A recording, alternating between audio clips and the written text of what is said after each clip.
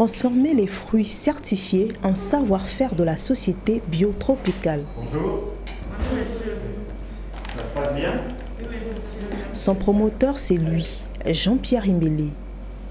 Ici au Cameroun, on l'appelle affectueusement le roi du bio. Il n'y a pas beaucoup de papel aujourd'hui. D'accord. Vous faites quoi? La purée ou le jus? Qu'est-ce que vous allez faire? La purée? Purée de Roligna. D'accord, ok. Très bien. Son principal marché, l'international. On reçoit les produits de la plantation, on les transforme de trois façons. Une première façon, nous les séchons pour faire des fruits secs. Une deuxième façon, nous les mettons en pulpe surgelée pour faire des pulpes surgelées de fruits. Une troisième façon, nous les reconditionnons en produits frais dans des petits cartons et nous les exportons sur le marché international. Il emploie à ce jour 80 personnes.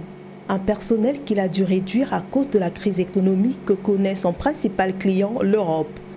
L'agriculture, une passion qu'il berce depuis son plus jeune âge. C'est donc à travers son entreprise Biotropical qu'il entend contribuer au développement de son pays. On a plutôt une approche de type social business, où on pense que c'est en partageant le savoir-faire, les itinéraires techniques de production auprès de nos petits producteurs et en les accompagnant à travers l'intégration de leurs produits dans la chaîne de valeur agricole de Biotropical qu'on peut s'en sortir. La cinquantaine révolue, il encourage les Camerounais à se former et à développer des projets agricoles pour sortir de la pauvreté. Bonjour, Madame Barga. Bonjour, Monsieur Imélé. Comment ça va? Ça va. Bien dormi? Bien, merci. Merci. Aujourd'hui, là, on va regarder comment se comporte ta pépinière. Vraiment, il se comporte. Le tout revient à Sidonie. Son champ de poivre est menacé. Oui, ça va. Ça va. Mais alors, je vois des taches. Je vois des taches, des taches là comme ça. Il va falloir qu'on regarde. Tout à fait. Donc d'où l'intérêt de mettre l'ombrière. Oui, c'est d'ailleurs Voilà. pour ça que j'ai insisté. Je travaille avec Monsieur Imélé depuis pratiquement 2 ans. Et là, les poivres, quand Monsieur Imélé me les achète, ça m'arrange. C'est jour de chance pour Sidonie. Jean-Pierre Imélé a justement une ombrière dans ses réserves. Bonjour AS. Voilà, tu as préparé l'ombrière là? Oui, monsieur. Ok, voilà, très bien. Voilà, très bien. On peut déployer pour voir comment c'est grand. Tiens un peu là comme ça, on vérifie si ça va suffire.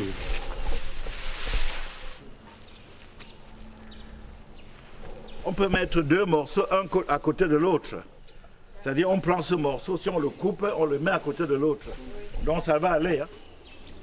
Une bonne récolte de poivre s'annonce pour Sidonie. 25 ans après la création de son entreprise, Jean-Pierre Imélé se heurte encore à quelques difficultés. Il doit faire preuve d'ingéniosité pour électrifier son usine en construction. Et ici, nous sommes sur le site de Combé, avec une difficulté actuellement, parce qu'on n'a pas d'électricité. À présent, direction Moulouka, une autre localité en manque d'électricité. Bonjour, comment ça va? Bien, bien, bien. Ok, voilà. Content d'être au village. Merci bien. Dans les villages. Alors nous, on a pensé que la première action qu'on pouvait faire chez vous, c'était de contribuer à l'électrification du village. Et avec votre permission, on essaiera de faire cette cérémonie courte parce que je voulais que la cérémonie de paiement de l'électrification soit faite en présent.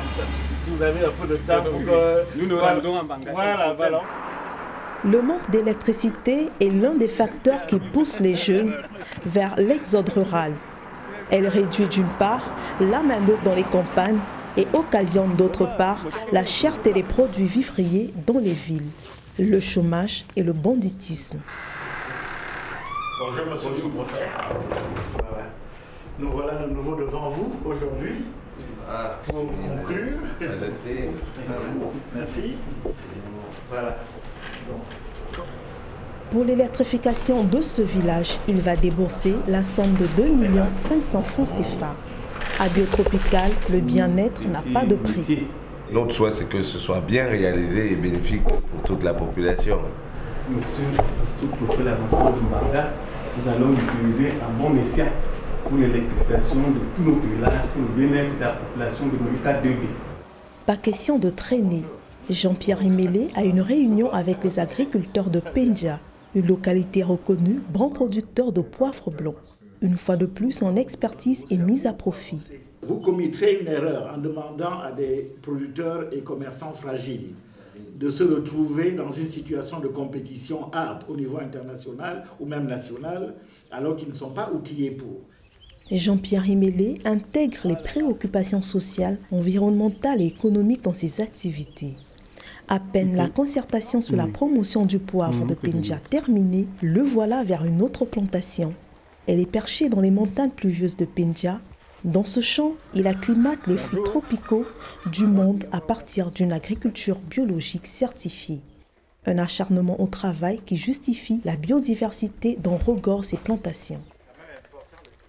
Par exemple, là, vous avez le rolimia, on l'appelle aussi le cachemar morveux. Et c'est un fruit qui vient d'Amérique du Sud et qui a la particularité d'avoir une chair très très parfumée, très très bonne, et des noyaux, des graines à l'intérieur qui peuvent permettre de fabriquer des insecticides biologiques. Donc pour protéger les autres plantes. Et c'est vraiment un fruit savoureux. Ce champ de Pendja est aussi grand que 5 terrains de football. Depuis quelques années, des partenaires techniques et financiers d'Afrique ainsi que d'Europe ont rejoint Jean-Pierre Imélé afin de développer son projet. Malgré leur soutien, ils rencontrent encore quelques problèmes techniques dans la production des fruits biologiques. Et nous ne pouvons pas utiliser des produits chimiques de synthèse pour désherber. Donc on doit désherber à la main comme ça. Et je vous assure, ça coûte énormément d'argent. Alors quelquefois, on prend des contracteurs à l'extérieur qui viennent renforcer la main-d'œuvre permanente pour aller plus vite dans le désherbage parce que l'herbe pousse partout en même temps et très vite, quoi. Sa passion change le quotidien des jeunes agriculteurs. C'est le cas de Raphaël, un jeune père de famille.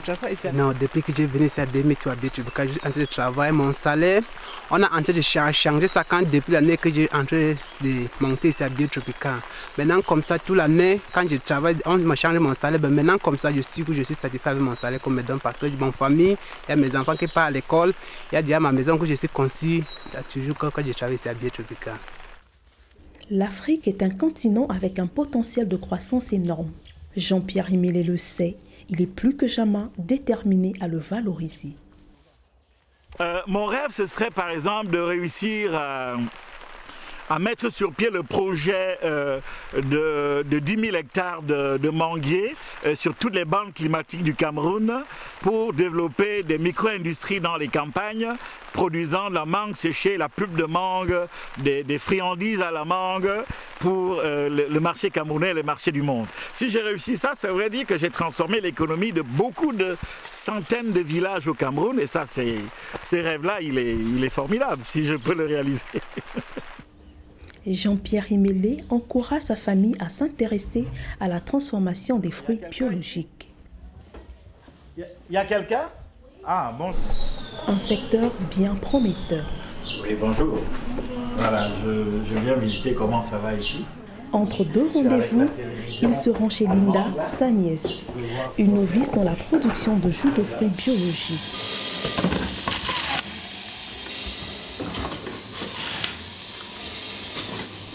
Elle s'en sort plutôt bien. Elle a désormais une boutique. Elle vend également son jus de fruits dans un grand hôtel de Douala. C'est lui qui nous a conseillé à entrer dans le bio. C'est vrai que c'est pas facile, la culture bio, c'est pas facile. Nous sommes là, on fait avec, c'est encore un petit et on espère que ça va. Le soutien et l'implication de la famille réconfortent davantage Jean-Pierre Imélé dans ses ambitions. Bien que sur la voie qui mène vers l'intégration de l'agriculture biologique en milieu juvénile se dressent quelques embuscades, telles la mondialisation.